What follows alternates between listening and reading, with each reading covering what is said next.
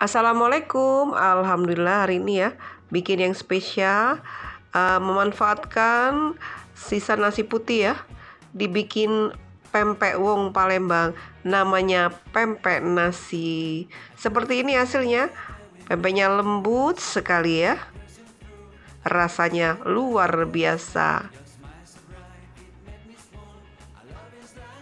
Memanfaatkan sisa nasi yang banyak, lalu dibikin pempek ya.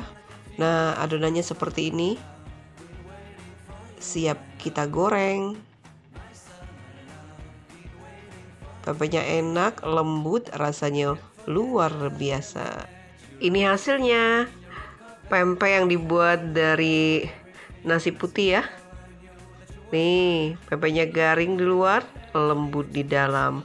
Wow, luar biasa. Nasi putih dibikin pempek memang enak sekali ya. Nih, disantap dengan cuko yang asam, manis, pedas, lemak nian.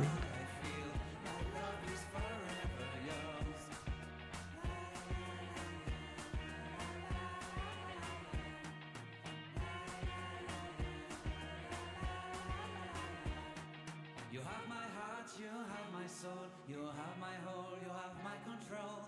Love me